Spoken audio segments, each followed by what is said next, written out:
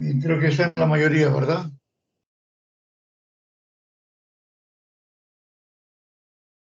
¿Dónde está la delegada? Doctor, buenas noches. Somos 11 asistentes, 10 asistentes. Muy bien, vamos a comenzar la clase entonces. Hoy día tenemos el encargo de hablar sobre disnea y palpitaciones. Comenzaremos primero entonces con disnea. En realidad es uno de los primeros o de los más importantes motivos de consulta en la especialidad. La disnea, definida como la sensación de falta de aire, puede ser de reposo, de esfuerzo, en ortopnea, como disnea parasítica nocturna, etc. Otro síntoma importante que deben ver siempre es el dolor precordial. Cuando tengan un paciente con dolor precordial hay que revisar una serie de situaciones como el tipo de dolor, la localización, la revisión, las características. También las palpitaciones son otro síntoma importante, la pérdida de conciencia y los edemas. El día de hoy nos trae a esta clase el tema de disnea. Vamos a hacer algunos recuerdos fisiológicos muy básicos para entender mejor el tema. Vamos a comenzar esta diapositiva en este lado, en donde, si usamos un poco la imaginación, vemos que las aurículas se han pintado en verde, porque se ha despolarizado el nodo sinusal, activando tanto la aurícula derecha como la aurícula izquierda. Esta despolarización auricular empieza a traducirse en el electrocardiograma como la onda P. Cuando ya se despolarizan por completo las aurículas y luego del fenómeno eléctrico viene el fenómeno mecánico, es decir, la contracción auricular, ya se completó la onda P. Entonces, en un electrocardiograma, la onda P, ¿qué representa? La despolarización de las aurículas. Luego viene la despolarización de los ventrículos, que conforman el complejo QRS. Ya cuando hablen de electrocardiografía, van a poder ver que cada onda, la Q, la R y la S por separado, tienen un significado especial. Luego de la despolarización ventricular viene la contracción ventricular. Esta figura recrea la disminución de los diámetros que ocurre durante la contracción ventricular. Entonces, hasta acá estamos viendo que primero ocurre el fenómeno eléctrico, luego ocurre el fenómeno mecánico. Primero se despolarizan las aurículas, luego se contraen las aurículas. Luego se despolarizan los ventrículos, luego se contraen los ventrículos. Por esto nos permitimos afirmar que en cardiología viene primero el fenómeno eléctrico y le sigue el fenómeno mecánico. Luego de que termina la sístole ventricular, se inicia el proceso de repolarización ventricular, que está conformado fundamentalmente por el segmento ST y la onda T. Luego de la repolarización viene el fenómeno mecánico, que es la diástole ventricular. Entonces, así como primero viene la despolarización y luego viene la contracción, acá viene la repolarización y luego la relajación. Entonces entendemos que la repolarización es el fenómeno opuesto a la despolarización.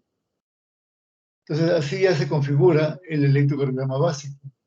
La onda P, la contracción auricular, o la despolarización auricular en realidad, el complejo QRS, la despolarización ventricular, y el segmento ST y la onda T constituyen la llamada repolarización ventricular. Si ustedes pudieran aprender esta diapositiva, creo que ya daríamos por terminado la charla del día de hoy. ¿Qué es lo que estamos viendo aquí? Vamos a ir de abajo hacia arriba. Acabamos de ver que la onda P representa la despolarización auricular, el complejo QRS representa la despolarización ventricular y que el segmento ST y la onda T representan a la repolarización ventricular. Nos olvidamos por un momento del pulso yugular y subimos a esta línea en donde están los ruidos cardíacos. Luego de que ocurre el complejo QRS, inmediatamente después de la cúspide de la onda R, ocurre el primer ruido cardíaco. Y al final de la onda T, fíjense ustedes que es la onda T, ocurre el segundo ruido cardíaco. ¿Y cómo así? Entonces ahora veamos estas líneas. Esta línea negra discontinua representa la presión. Vamos a hablar solamente de una aurícula para hacerlo más sencillo, la presión de la aurícula izquierda. Pues miren ustedes cómo la presión de la aurícula izquierda es bajita. Luego de que la aurícula se despolariza, se contrae y esto genera un aumento de la presión de la aurícula izquierda en lo que sería la fase de sístole auricular. Luego el impulso pasa a los ventrículos, se despolariza el ventrículo e inmediatamente después de la despolarización ventricular viene la contracción ventricular. Se contrae el ventrículo, cierra la válvula mitral y esto ocasiona el primer ruido. Una vez que cierra la válvula mitral, sigue subiendo la presión del ventrículo, hasta que le gana en presión ¿a quién? A la aorta. Esta otra línea discontinua corresponde a la presión de la arteria aorta. Cuando el ventrículo le gana en presión a la aorta, abre la válvula aórtica, se inicia la fase de eyección hasta que el ventrículo deja de contraerse, porque la contracción no es permanente, comienza el ventrículo a relajarse hasta que llega un momento en que la presión del ventrículo cae por debajo de la presión de la aorta y ocurre el segundo ruido cardíaco por el cierre de la válvula aórtica. Y continúa relajándose el ventrículo hasta que la presión del ventrículo cae por debajo de la presión de la aurícula y se ocasiona la apertura de la válvula mitral.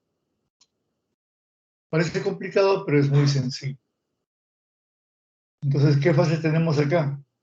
Acá tendríamos la fase de sístole auricular, la contracción isovolumétrica, la fase de eyección, la fase de relajación isovolumétrica y comienza la diástole. Esa primera parte corresponde a la fase de llenado rápido, esta segunda fase a la fase de llenado lento y luego viene nuevamente la sístole auricular, que es donde comienza acá esta línea.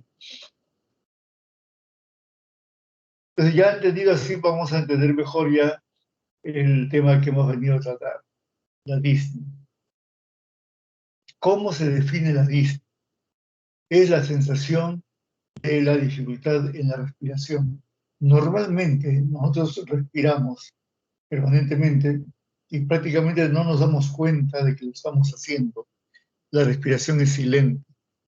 Pero cuando somos conscientes que estamos respirando y esta respiración nos resulta desagradable, es decir, es con dificultad, a esto vamos a llamar disnea. Pero la disnea es una sensación consciente y desagradable que es producida por una dificultad en la respiración. Su origen es multifactorial, como ya lo vamos a ver, donde intervienen desde factores fisiológicos, psíquicos, sociales, incluso medioambientales. La disnea aguda, vamos a ver ya una diferenciación temporal, se define como el inicio de los síntomas solamente en horas, incluso a veces algunos días, mientras que la disnea crónica se refiere a aquella que tiene por lo menos 3 semanas de evolución. ¿Cuáles son las causas de la disnea? Son múltiples. Hay disneas de origen respiratoria, como las enfermedades pulmonares obstructivas, las enfermedades intersticiales, las neumonías, la telectasia, el derrame pleural e incluso la sifoescoliosis. Hay disneas de origen nervioso, se refiere al sistema nervioso central, producidos por hemorragia cerebral, por encefalitis, por meningitis, por tumores cerebrales. Hay disneas de causas metabólicas, fiebre, acidosis metabólica, insuficiencia hepática, hipertiroidismo, la disnea de altura o la disnea por anemia son consideradas disneas metabólicas.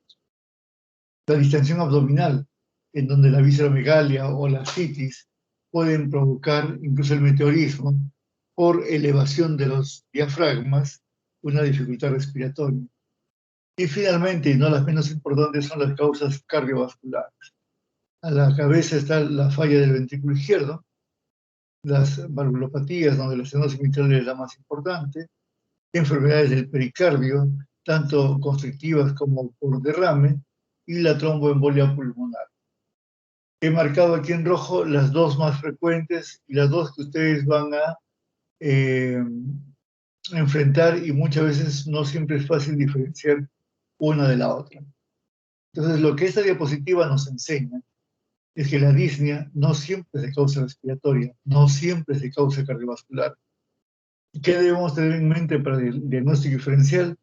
Que tenga un trasfondo neurológico, que sea de causa metabólica o que tenga, pues, que sea originado por trastornos a nivel abdominal. La semana pasada recibí en el hospital a un paciente que tenía 3 de hemoglobina. No, increíble que haya vivido ese tipo, pero una anemia severa, por supuesto que tiene que producir disnea. Hemos conversado anteriormente que el oxígeno se transporta del pulmones a los tejidos fundamentalmente en el núcleo M de los glóbulos rojos. Y es una pequeña cantidad, muy pequeña, la que va disuelta en el plasma.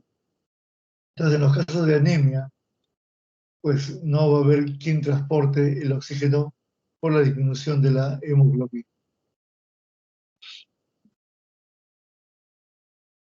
Entonces, casi siempre la primera dificultad que van a tener ustedes es: ¿esta disnea obedece a una dificultad respiratoria o un problema cardiovascular? Entonces, ¿qué nos van a ayudar? Así como veíamos el día de ayer cuando hablábamos de edemas y decíamos el edema hepático, pues debe tener signos de lesión hepática. El edema renal, pues debe tener además signos de lesión renal. El edema cardiogénico, pues debe también tener signos de insuficiencia cardíaca. Igual, cuando hablamos de disnea, tenemos que ver que el cortejo sintomático es más para el lado cardíaco o más para el lado respiratorio. Eso nos va a ayudar a diferenciar si estamos frente a qué lado. ¿Cómo evaluamos la disnea? Sumamente importante es la evaluación clínica. Una buena anamnesis, donde es importante ver la edad del paciente. Si yo veo a un paciente de 15 años que viene con sibilancias, por ejemplo, pues lo primero que voy a pensar seguramente es que es un asma bronquial. Si el paciente tiene 80 años y viene con sibilancias, lo primero que debo pensar es que es un edema o un asma cardíaca o de repente una enfermedad pulmonar obstructiva crónica. El tipo de profesión o el tipo de trabajo, si es un paciente que está expuesto a sustancias químicas, por ejemplo a neumoconiosis, o pacientes en donde hay historia de cocinar con leña. Ustedes me dirán, no es una profesión, pero es un trabajo. Ese problema intersticial por biomasa puede también ser importante en la historia clínica. Los antecedentes personales y los síntomas acompañantes. Porque si es un paciente que viene con disnea y además viene con palpitaciones, angina, antecedentes de infarto y edemas, seguramente va a ser una disnea de índole cardíaca. Hacer un buen examen clínico y descartar las otras causas metabólicas. Si el paciente viene muy pálido, de repente es una disnea por anemia. Si de repente viene con altas temperaturas, pensaremos que de repente es un paciente que tiene un problema de una disnea ocasionada por alguna infección. Si viene con exoftalmos y baja de peso, de repente es un paciente que tiene un problema de hipertiroidismo. Entonces, evaluar bien al paciente, cuánta presión tiene, cuál es la frecuencia cardíaca, viene con cianosis, tiene infiltración celular, tiene edemas, tiene arritmias, tiene soplos, etc. Como dice acá esta diapositiva, una buena historia clínica y ustedes tienen prácticamente el diagnóstico hecho, 75%. Nuevamente esto es para recordar las causas de disnea, que ya los habíamos mencionado, las causas cardiovasculares, las causas respiratorias, las causas metabólicas, las causas mecánicas, incluso las psicogénicas. Según el tiempo de evolución, la disnea puede ser aguda, como ya hemos visto, cuando tiene horas o pocos días de evolución. Cuando hablamos de disnea aguda, las causas pulmonares pueden ser las neumonías, tanto infecciosas bacterianas como virales, la aspiración, aquel paciente que de repente convulsiona, sobre todo en los viejecitos, y se aspiran, o por la presencia de un derrame pleural, cualquiera que sea la etiología. La disnea aguda de causa extrapulmonar a la cabeza, el corazón, el edema pulmonar de índole cardiogénico, la anemia, de repente cuando hay historias de pérdidas sanguíneas, y la acidosis metabólica, sobre todo en aquellos pacientes que tienen una diabetes descompensada, la famosa cetoacidosis diabética. Decimos disnea súbita, es aquella que tiene muy pocos minutos de evolución. Cuando hablamos de origen pulmonar, estamos hablando de una embolia pulmonar, de un neumotórax, disnea paroxística nocturna, que nos hable de quién, de una falla ventricular izquierda aguda o de un broncoespasmo, como se puede ver en los pacientes con asma. También puede ser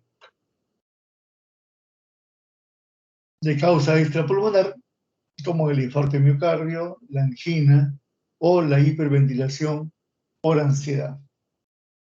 Y la disnea crónica, habíamos definido crónica como aquella que tiene de 3 o más semanas de evolución. Vamos a ver enfermedades pulmonares, tanto del árbol bronquial, estas se llaman enfermedades pulmonares obstructivas, como del parénquima pulmonar, y estos se llaman enfermedades pulmonares intersticiales o restrictivas. Dentro de las primeras, acá el enfisema, la bronquitis crónica y el asma bronquial. Dentro de las segundas, tenemos la enfermedad pulmonar intersticial, la deformidad de la pared torácica, la fibrosis pleural o paquipleuritis y la parálisis del nervio freno. Otras causas extrapulmonares, tenemos el hipertiroidismo, la anemia, aquí también entra la insuficiencia cardíaca y lesiones del sistema nervioso central.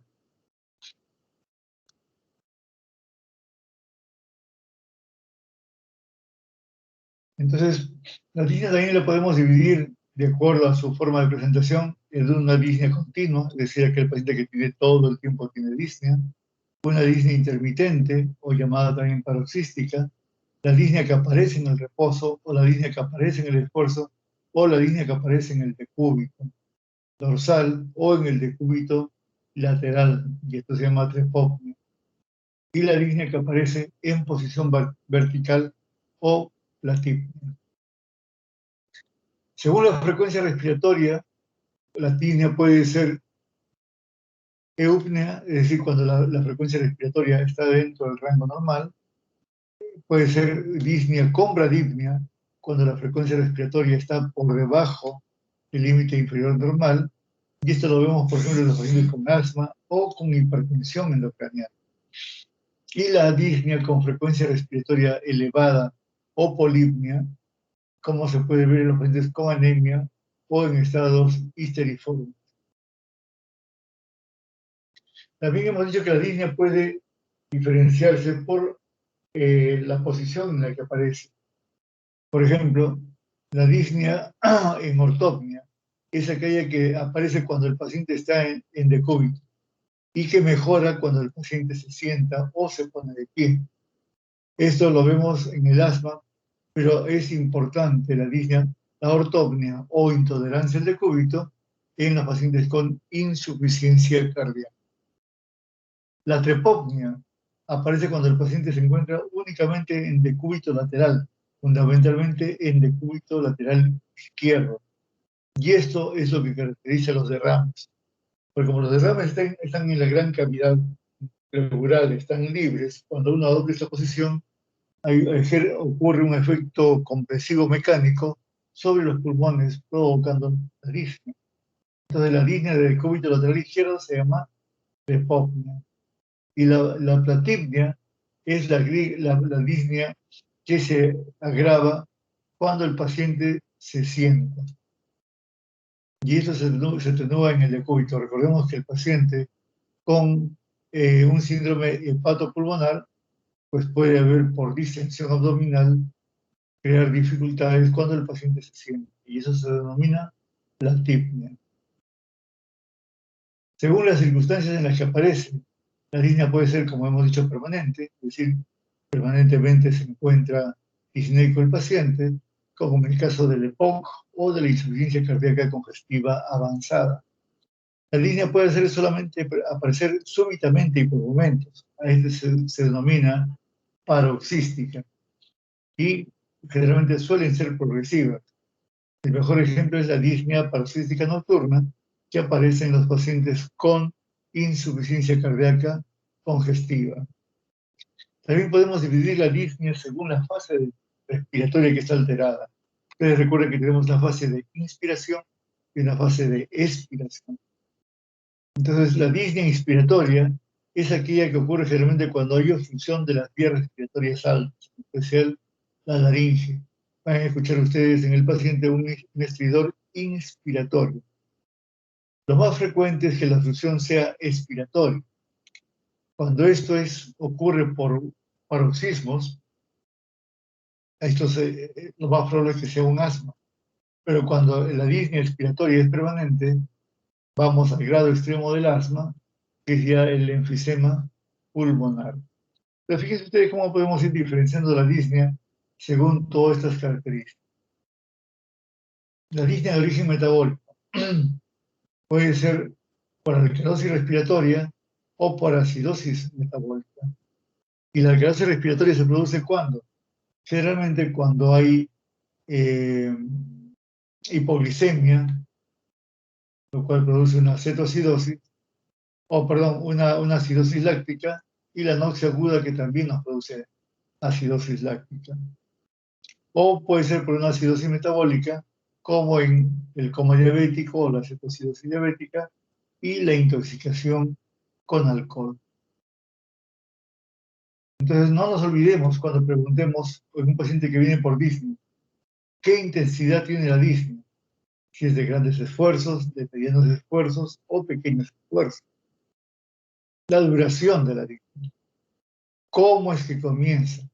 ¿Qué factores calman la disnea? ¿O qué factores desencadenan? ¿O qué factores agravan la disnea? ¿En qué momento del día aparece? Si tiene o no tiene periodicidad. Y nunca debemos olvidar si el paciente fuma o no fuma.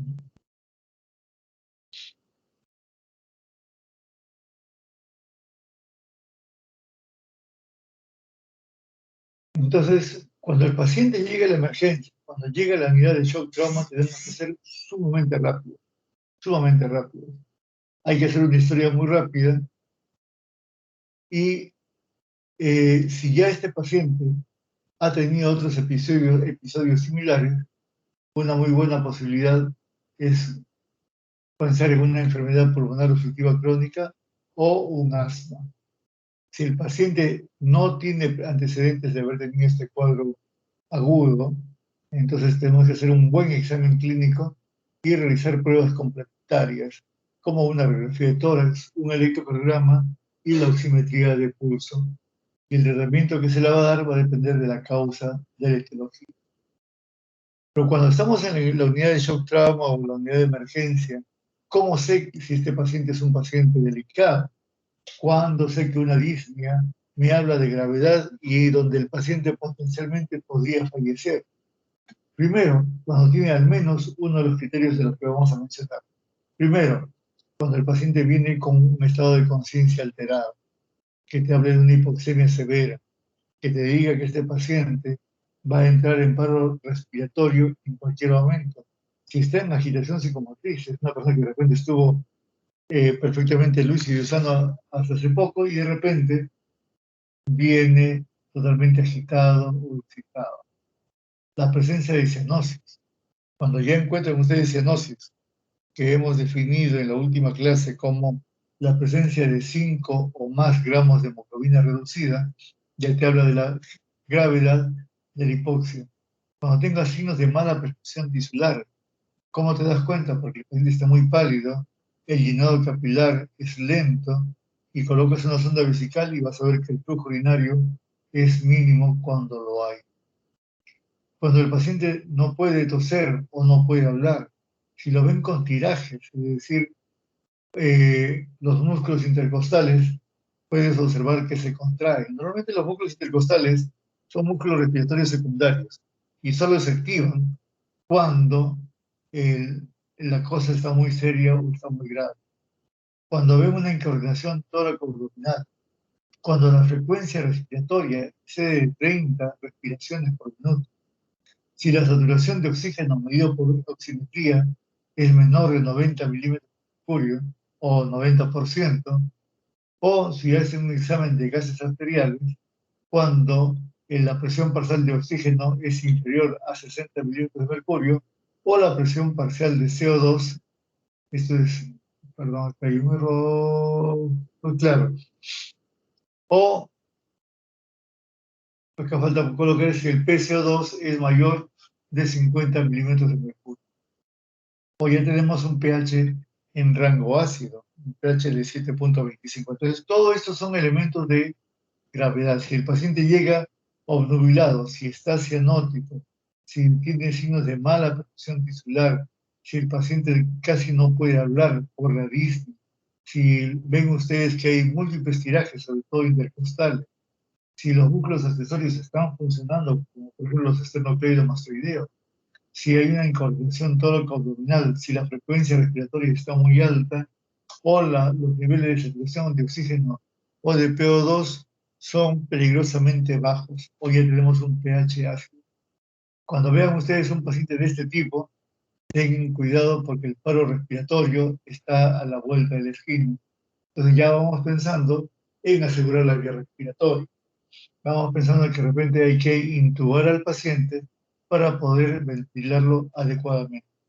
Cuando estén ustedes en emergencia, lo más importante al inicio de ver un paciente delicado como este es asegurar una vía respiratoria. Entonces, cuando yo veo un paciente que es, ¿qué pasó? ¿Se fue la imagen? Sí vemos la imagen, doctor. A mí se me fue, que raro, no tengo acá nada. Vemos evaluación clínica. Sí, sí, sí, no, me sacó el... Vamos a ver, voy a volver a entrar.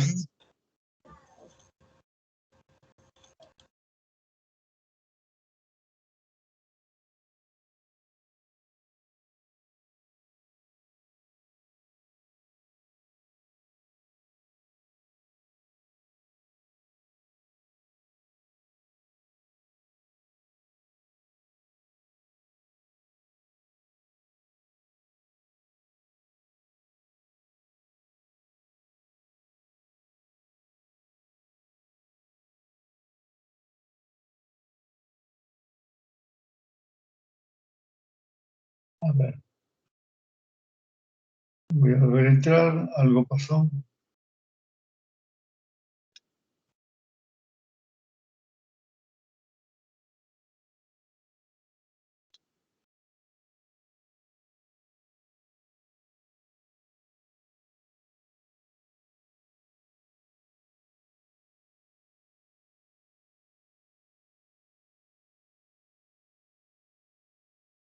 Ok, cosa de la tecnología. Entonces, como le decía, estando en emergencia, si ya yo veo que tiene estos indicadores de alto riesgo, que me van diciendo que el paciente está yendo mal, que no consigue una buena oxigenación, que el PO2 está muy bajo, que la saturación está muy baja, que la frecuencia respiratoria está muy elevada, que el paciente está ya obnubilado, que tengo signos de mala perfusión tisular, pues voy alistando mi equipo para intubar al paciente y voy calibrando mi ventilador de una vez. Y si veo que el paciente es chiquitito, gordito, con un cuello muy corto, pues voy llamando al anestesiólogo para que venga con con su video laringoscopio para la intubación, porque sé que va a ser una intubación difícil. Bueno, y en esta época de coronavirus mucho más todavía, porque no saben si el paciente que está llegando es un paciente que tiene COVID o no tiene COVID. Entonces, volvemos a remarcar, la disnea puede ser aguda o puede ser crónica. La aguda, pensar en cuerpos extraños, alergia, asma, arritmias, embolia pulmonar. La crónica, pues insuficiencia cardíaca y enfermedad pulmonar obstructiva crónica. Que la disnea puede ser de grandes esfuerzos, de medianos, pequeños o incluso disnea de reposo. Y esto nos permite entrar a la clasificación de la New Yorker Association, coloquialmente llamado NIHA, que divide a los pacientes con disnea en 4 grados, signados con los números romanos: clase 1, clase 2, clase 3 y clase 4. El paciente en clase 1 es aquel paciente que lleva su vida habitual, normal, sin ningún tipo de disnea. Solo cuando hace grandes esfuerzos es que aparece el síntoma. El paciente en clase funcional 2 es aquel paciente que ya tiene algunas restricciones en su vida diaria, pero no muchas. Por ejemplo, si antes podía subir al tercer o cuarto piso a la carrera, pues ahora va a subir a ese piso, pero va a subir caminando despacio, porque si no aparece el síntoma. El clase funcional 3 es aquel paciente que ya su vida está completamente alterada. Es aquel paciente que solo cuando está en el reposo no tiene disnea. Y el paciente de clase funcional 4 es aquel pobre paciente que ni aún estando en reposo se libera del síntoma disnea. Pues repasemos. Clase 4, aquel paciente que tiene disnea aún en el reposo. Clase 3, aquel paciente que tiene disnea con cualquier esfuerzo y solamente en el reposo está libre del síntoma disnea. Clase 2 es aquel paciente que su vida cotidiana ya está alterada por la presión del síntoma disnea. Y clase 1 es aquel paciente que solamente cuando hace esfuerzos muy grandes es que tiene el síntoma disnea y su actividad diaria no está alterada. Entonces, recordar que además de hacer una buena historia clínica, además de hacer un buen examen clínico, tenemos una serie de herramientas que nos pueden ayudar para completar el diagnóstico de nuestro paciente. Entonces veamos cuáles son esos exámenes complementarios de los cuales tenemos que echar mano para confirmar el diagnóstico. Como cardiólogo y a la cabeza, un electrocardiograma. ¿De qué nos puede informar el electrocardiograma? De que esto sea una enfermedad coronaria aguda, es decir, estoy hablando de una angina inestable o de un infarto de miocardio, la presencia de arritmias, tanto supraventriculares como ventriculares, la presencia de bradiarritmias con bloqueos que de repente requieran la intentación de un marcapaso transitorio o definitivo, la presencia de un derrame pericárdico por complejos QRS pequeñitos en todas las derivaciones, o de repente el electrocardiograma nos va a inducir a pensar en una tromboembolia pulmonar. Entonces, todo paciente con disnea, todos deben tener un electrocardiograma. Siempre pensamos en infarto, de repente si pensamos en una persona mayor, en gente más joven, probablemente un derrame pericárdico o una embolia pulmonar serían buenas posibilidades. El segundo elemento, y no menos importante que un electrocardiograma, es una radiografía de tórax. Como ya le dije anteriormente, estas dos cosas, tanto el electrocardiograma como la placa de tórax, son dos elementos que ustedes van a poder conseguir hasta en su servicio rural. El problema es que sepan interpretar bien su electrocardiograma y que sepan interpretar bien la radiografía de tórax. ¿De qué información podemos conseguir de una placa de tórax? Podemos conseguir ver la ubicación del corazón, el tamaño del corazón, el estado del parénquima pulmonar, la presencia de edema intersticial o edema alveolar, como se puede ver en el edema por insuficiencia cardíaca, la redistribución de flujo, la presencia de derrames pericárdicos o derrames pleurales, y podemos observar cuál es el estado del mediastino y de los diafragmas, o los dos hemidiafragmas. hemidiafragmas. También algo que van a hacer ustedes muy rápidamente en la emergencia o en lo que ha hecho el trauma es tomar una muestra de glucosa capilar. Es decir, le pinchan el dedito al paciente y muy rápidamente se enteran cuánto tiene de glucosa. ¿Por qué? Porque hemos visto que dentro de las líneas metabólicas están los trastornos de la glucosa como la cetoacidosis diabética o el coma hiperosmolar. Entonces, si la glucosa está muy alterada o hacia abajo o hacia arriba, deben hacernos pensar que la diabetes es el factor desencadenante de esta disnea. ¿Qué más vamos a hacer? Hagamos los análisis básicos de sangre que orientaremos dependiendo de la etiología que estamos viendo. Por ejemplo, de rutina, hacer un hemograma y la bioquímica para detectar la presencia de anemia. Viene con hemoglobina muy baja y ya encontramos la causa de la disnea.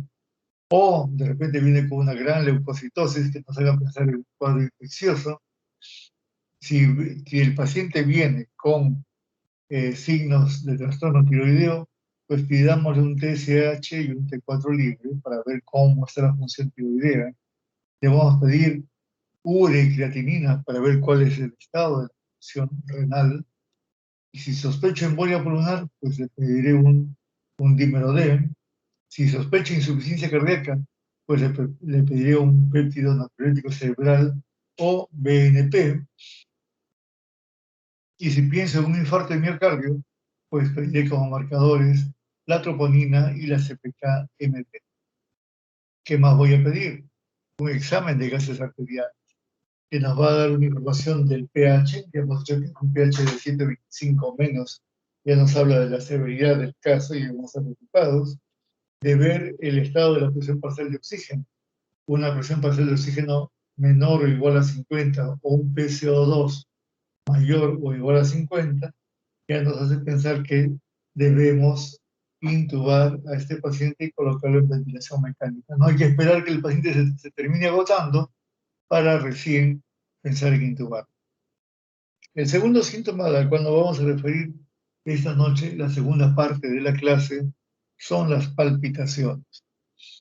¿Qué son las palpitaciones? Así como dijimos hace un rato, que la respiración es completamente silente y que respiramos 16, 18, 20 veces por minuto, pero no lo sentimos.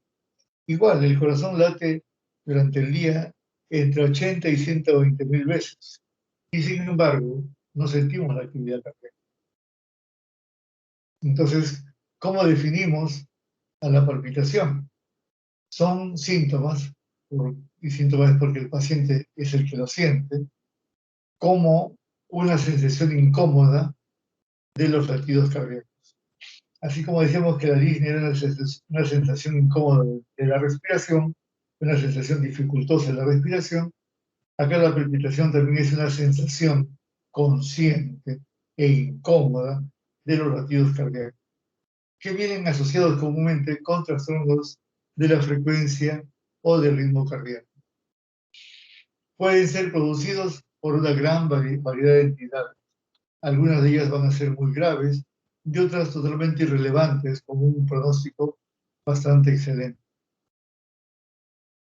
Pero aún así, una vez que uno siente la actividad cardíaca, eso provoca pues mucha ansiedad en los pacientes. Pues lo relacionan de inmediato con alguna cardiopatía grave y es causa bastante frecuente de consulta, tanto en consultorio externo como en la emergencia de los hospitales.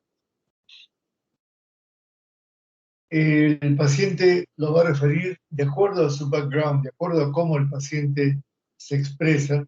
Puede decir que la palpitación es como una taquicardia, o como que el corazón se le para, o como que su corazón da aleteos o da saltitos.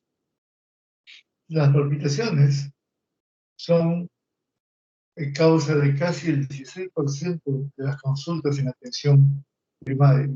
Solo el dolor torácico le gana en frecuencia, porque habíamos sido muy importante. En países como el Reino Unido, reportan que el 18% de las consultas externas en cardiología son por palpitaciones. Así que tienen ustedes que estar muy bien entrenados para poder definir e interpretar las palpitaciones. Veamos un poquito de la fisiopatología de las palpitaciones. Las vías sensoriales que están involucradas en la percepción del latido cardíaco en realidad no son muy bien conocidas. Probablemente se encuentren receptores sensoriales tanto en el miocardio como en el pericardio y receptores mecánicos o de presión periféricos en las vías aferentes somáticas y parasimpáticas. Es decir, el sensor que nos avisa de la palpitación no está muy bien delimitado. Ahora, para que haya una buena palpitación, para que haya una palpitación se requiere una buena función ventricular, es decir, el corazón debe contraerse con mucha fuerza para que uno pueda percibir las palpitaciones. Eso nos conlleva a deducir que en aquellos pacientes con una mala función ventricular, con cardiopatías dilatadas, a pesar de que hay arritmias, el paciente no va a sentir el trastorno del ritmo y no va a darse cuenta que estas palpitaciones le están avisando de los cambios en el ritmo y la frecuencia cardíaca. ¿Cuáles son las características que no debemos olvidar a la hora de preguntarle al paciente? ¿Cuánto duran los eventos de las palpitaciones? ¿Cómo se inicia? Recordemos que si se inicia de manera brusca, pues eso nos va a hacer orientar en una disnea que existe. Si la disnea es de tipo gradual, la palpitación es de tipo gradual, quizás sea simplemente una taquicardia sinusal. La forma como termina, con qué frecuencia aparece durante el día, tiempos de iniciación, de inicio de los síntomas, si son regulares o son irregulares, qué factores desencadenan, qué factores mejoran las palpitaciones, qué otros síntomas vienen acompañándolas, la respuesta al tratamiento, si en algún momento de repente ha recibido bloqueadores de calcio o ha recibido beta bloqueadores, pues tenemos que anotarlo. Muchas veces no somos el primer médico que ve el paciente y tenemos que aprovechar la experiencia de otros colegas que anteriormente trataron y medicaron a este paciente. Entonces, si el paciente me dice, por ejemplo, que estuvo recibiendo beta bloqueadores y las palpitaciones no desaparecieron, pues entonces no volvería a darle beta bloqueadores, sino buscaré otra alternativa. Recordar que en el examen físico hay dos momentos para estos pacientes. Uno de ellos que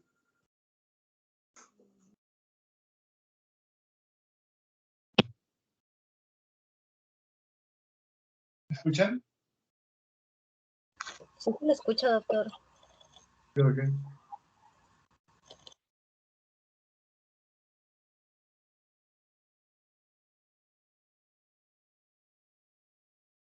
Deme un segundito.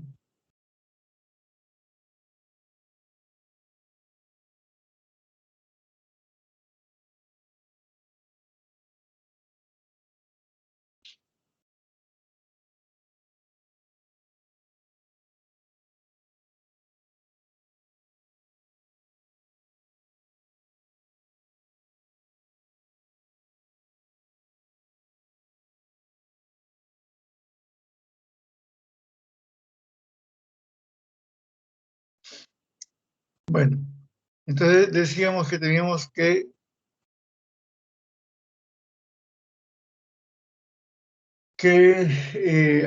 ver en qué momento hacemos el examen clínico, porque muchas veces el paciente sale de la casa con las palpitaciones y cuando llega ya acabó el episodio de palpitación y muchas veces el examen clínico es normal. Y no es raro que el paciente sea etiquetado como ansioso. Entonces, el valor del examen clínico va a depender en el momento que se hace. Si llega el paciente con las palpitaciones y lo examinamos y encontramos un trastorno del ritmo cardíaco, pues eso nos va a orientar. Pero si el paciente te dice, y eso ocurre, que siente que el corazón lo tiene excitado y tú lo auscultas y no hay nada y el electrocardiograma es completamente normal, entonces probablemente puedes etiquetar a este paciente, esta vez sí, de ansios. Recordar de preguntar cuánto duran estos eventos, estas palpitaciones. Si la duración es, por ejemplo, de escasos segundos, probablemente estemos hablando de una arritmia extrasistólica, sea auricular o ventricular. La forma como inicia la palpitación. La mayoría de las arritmias cardíacas son producidas por un mecanismo de reentrada. Tomen nota de eso porque cuando hagan su clase de electrocardiografía, pregunten a sus profesores a qué se llaman, a qué se les denomina arritmias de reentrada. Generalmente son arritmias iniciadas por una extrasístole y luego se arranca una taquiarritmia paroxística, en la que el paciente refiere que se inicia súbitamente, y así como inicia súbitamente, vamos a ver que también termina súbitamente. ¿Qué ejemplos de estas arritmias tenemos? La fibrilación auricular o fútero auricular, la taquicardia auricular, la taquicardia por reentrada nodal, la taquicardia mediada por vías anómalas, donde el Wolff Parkinson White o Long Levin están como muy buenos ejemplos. En cambio, cuando la taquicardia no es paroxística, sino es una taquicardia sinusal, el cuadro se va a iniciar lenta y progresivamente. Ahora, esto que hemos mencionado no es cierto a rajatabla. Puede haber pacientes con taquicardia sinusal, sobre todo que por ansiedad, que pueden describir que el inicio de su taquicardia es súbito. Entonces, cuando tengamos un paciente que nos diga que la taquicardia comenzó súbitamente, es muy probable que sea una taquicardia tipo paroxística. El tiempo de inicio de los síntomas. ¿Desde cuándo tiene síntomas el paciente? Si el paciente tiene estos episodios de taquicardia desde la niñez o desde la adolescencia, pues tendríamos que pensar que alguna anomalía, alguna cardiopatía congénita está dentro o como causa del ataque arrítmico. Anomalías de Epstein, tetralogía de Fadlock, en donde la presencia de vías anómalas está relacionado con esas taquiarritmias. Pero cuando esto inicia, no a una edad de la niñez, no en la adolescencia, no ya comienza en la vida adulta, entonces tenemos que tratar de relacionar estas taquicardias con cardiopatías adquiridas. Les vuelvo a repetir, cuando son en etapas tempranas de la vida, hay que considerar que estas taquiarritmias vengan asociadas con cardiopatías congénitas. Cuando ya hablamos de los adultos, ya no vamos a pensar que es algo congénito, sino más bien con enfermedades o cardiopatías adquiridas, como la cardiopatía isquémica, la cardiopatía hipertensiva, la cardiopatía valvular, la cardiopatía pulmonar, llamada también pulmonar, o la cardiopatía chagásica frecuente en el sur de nuestro país. ¿Cuáles son los factores que desencadenan las palpitaciones? En algunos pacientes, estas palpitaciones suelen asociarse con el estrés físico o el estrés emocional. Y esto nos sugiere que el mecanismo de la taquiarritmia está mediado por el sistema adrenérgico. ¿Quiénes se encuentran en este grupo? La peligrosa taquicardia ventricular del tracto de salida del ventrículo derecho, la taquicardia ventricular catecolaminérgica y algunas taquicardias ventriculares asociadas al tutelar. Miren ustedes cómo todas estas, cuando hablamos de taquicardias ventriculares, estamos hablando de taquicardias altamente peligrosas. Entonces, una taquiarritmia o una taquicardia que se desencadene por el estrés físico, deben ustedes considerarlo como maligno hasta que se demuestre lo contrario. Solamente las ventriculares, no, también las supraventriculares a veces se desencadenan por el estrés. ¿Y cuáles tenemos como ejemplo? La fibrilación auricular catecolaminérgica y la taquicardia sinusal inapropiada. ¿Qué significa taquicardia sinusal inapropiada? Normalmente el nodo sinusal ante un esfuerzo debe acelerar. ante el reposo debe disminuir lentamente la frecuencia cardíaca. Pero en estos pacientes con taquicardia sinusal inapropiada, pueden dar algunos pasos y el corazón se va a acelerar como si hubiera corrido muchos kilómetros y a gran velocidad. Por eso se llama inapropiada, porque no corresponde al nivel de esfuerzo que el paciente ha hecho. También puede ser inducida la fibrilación auricular, sí, puede ser, pero es menos frecuente. ¿Qué otro tipo de taquiarritmias vienen relacionadas con las supraventriculares? Pues las causadas por la ingesta de alcohol. Algunas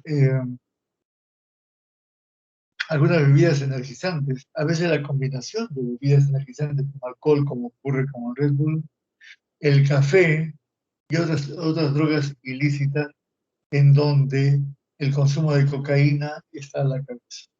La cocaína estimula al miocardio per se, pero también estimula el miocardio a través del sistema adrenérgico. También debemos preguntar cuáles son los factores que mejoran la taquiarritmia.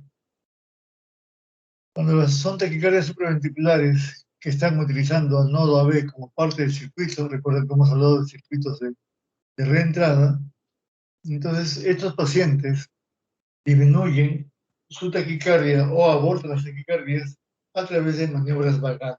Recordemos que en la inervación del corazón, las aurículas y los ventrículos no están inervados iguales. El sistema adrenérgico inerva tanto aurículas como ventrículos, pero el sistema vagal solamente desde el nodo AB hacia abajo. Entonces, cuando yo estimulo al nervio vago a través de la compresión de las carótidas o a través del reflejo nauseoso, pues si el circuito de reentrada está a nivel del nodo auriculoventricular, pues la frecuencia cardíaca se va a normalizar o por lo menos va a disminuir su frecuencia cardíaca. Entonces, las causas de las palpitaciones son también, como hemos visto de la disnea, muchas. Podemos ver causas cardíacas y no cardíacas. Entre las causas cardíacas busquemos primero aquellas que tienen alguna alteración estructural, como las miocardiopatías, como las enfermedades congénitas, como la insuficiencia cardíaca, la pericarditis, el prolapso de la válvula mitral, la insuficiencia aórtica severa, la insuficiencia mitral severa, las válvulas protésicas, etc. Pero pueden también haber arritmias sin daño estructural, como se ve en algunas arritmias, en donde aparecen anomalías en el funcionamiento de los marcapasos. Por lo de arritmias, por isoscelia supraventricular o ventricular, por taquicardias supraventriculares y las taquicardias ventriculares, que incluyen aquellas que son inducidas por drogas cuando alargan el QT. Hay un montón de drogas que utilizamos casi a diario que son capaces de prolongar el intervalo QT y esto provocar también muerte súbita. Recordar que hay causas no cardíacas que producen las palpitaciones, que pueden ir desde causas sistémicas como es la anemia, el embarazo, la enfermedad pulmonar, la fiebre, el feocromocitoma, etcétera, etcétera. También podemos ver que pueden aparecer palpitaciones como un desorden psiquiátrico, porque es una sensación subjetiva. Y esto lo encontramos en los pacientes con ansiedad, con ataques de pánico, o con depresión, o con trastornos de somatización. Y finalmente, recordar que algunos medicamentos pueden provocar este tipo de trastornos del ritmo cardíaco y producir palpitaciones. A la cabeza están los simpáticos miméticos, que utilizan, por ejemplo, en los broncodilatadores tipo salbutamol. Ya hemos dicho que algunas drogas, incluso las lícitas, como el alcohol, o ilícitas, como la cocaína, heroína, metaminas, cafeína, nicotina, cannabis u otras drogas sintéticas, también pueden dar palpitaciones. Algunos fármacos que se utilizan para bajar de peso, algunos fármacos que se utilizan para bajar de peso con antidepresivos, e incluso a veces les colocan hormonas tiroideas para cambiar el metabolismo y reducir el peso del paciente. Y a veces es por el efecto rebote de los beta bloqueadores. Pacientes que súbitamente dejan la indicación del atenolol o propanolol, el cardiólogo le ha dejado, y cuando lo suspende, la frecuencia cardíaca no regresa a nivel basal, sino a niveles mayores al basal, y eso se denomina fenómeno de rebote. Entonces, en conclusión, estamos completando casi la hora de clase. Las palpitaciones son un síntoma, es decir, no hay manera que el médico los vea, eso lo siente el paciente. Es muy frecuente en la consulta, ya vimos que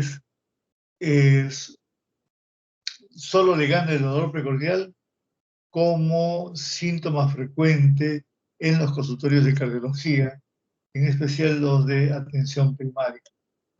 Causas múltiples, dentro de las cuales están incluidas las causas de origen cardíaco.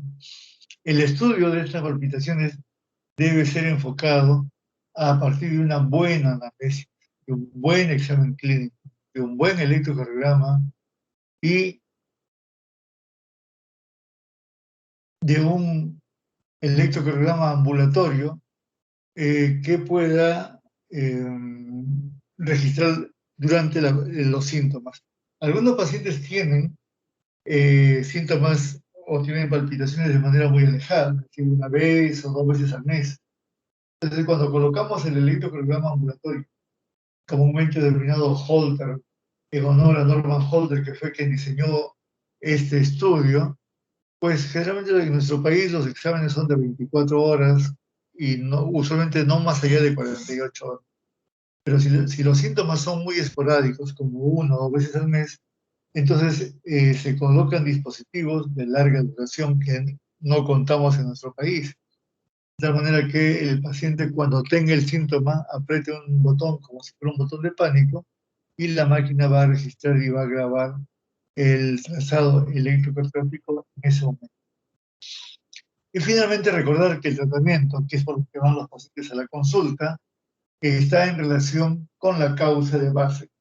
Vuelvo a repetir, el tratamiento requiere como paso previo obligado el diagnóstico. Si no conozco por qué razón está ocurriendo esto, pues qué tratamiento le voy a dar. Y una vez que yo sepa qué es lo que tiene el paciente, ya podré elaborar un pronóstico de la enfermedad basado en la presencia o en ausencia de alguna cardiopatía. Muy bien, chicos, ¿tienen alguna pregunta? ¿Algo que crean que debemos ampliar? Doctor, una consulta. ¿Qué cosa es ortodesoxia? ¿Orto qué? Ortodesoxia. Ni idea. Mm, ¿Dónde lo has leído? En un banco de preguntas. A ver, busca pues en internet a ver qué significa ortodesoxia. Ni idea. Por ahí. Tenía otra pregunta. O sea, ¿las palpitaciones solo se sienten en el pecho o como el pulso se pueden sentir, no sé, en... Querido, que a veces los pacientes pueden contarte, por ejemplo, que sienten el latido en el oído, en la cabeza. A veces, y seguramente que nos ha pasado alguna vez, nos hemos golpeado el dedo, nos hemos golpeado alguna otra zona y uno siente el latido en esa zona. Pero esos en su estricto no son palpitaciones. Vuelvo a repetir, la definición de palpitaciones es la sensación de la actividad cardíaca, obviamente en el corazón. Si a ti tienes un dolor de cabeza y sientes el latido en la cabeza, eso se llama cefalea pulsátil, pero no es en su estricto una palpitación.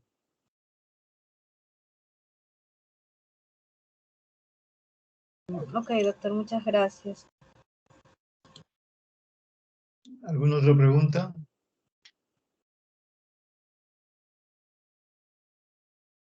Doctor, y yo entiendo que usted dijo que, o sea, que la palpitación es un síntoma, o sea, es algo que que aprecia el paciente, ¿no?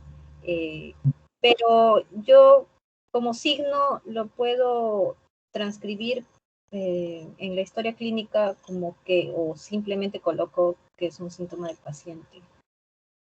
Perdón, entendí bien. O sea, me refiero a que, por ejemplo, el paciente llega diciendo que tiene un síntoma de que se encuentra agitado o cansado, y yo coloco como signo que es que, o sea, tiene disnea o tiene esfuerzo para respirar. Si el paciente dice que tiene palpitación, que yo entiendo que es un síntoma, la palpitación, como signo no se puede evidenciar. O sea, si yo lo siento en ese momento, lo coloco como palpitación. No, tú tienes que colocar lo que el paciente te dice. O sea, una historia clínica se basa en la credibilidad que se tienen el uno al otro. Si el paciente te dice que le duele la cabeza, no tienes cómo medir el dolor de cabeza, y tú colocas en tu historia clínica que refiere esa tarea. Igual, si el paciente te dice que tiene palpitaciones, tú tienes que colocar la historia que tiene palpitaciones. Lo que tú tienes que hacer es ver si en el examen clínico puedes objetivar algún trastorno de la frecuencia o del ritmo cardíaco, y si no lo encuentras, pues puedes poner pruebas, como hemos dicho, la prueba de Holter, para ver si hay alguna relación entre la actividad cardíaca y el síntoma.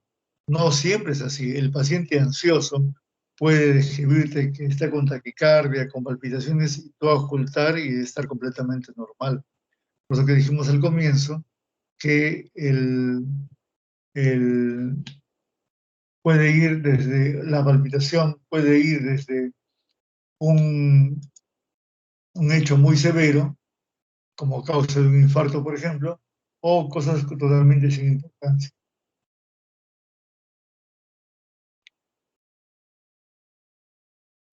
Ok, doctor, muchas gracias.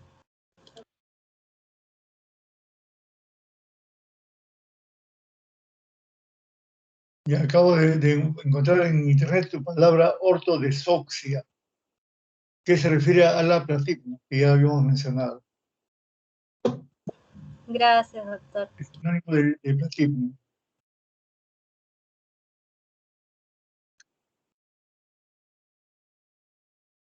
¿Otra pregunta?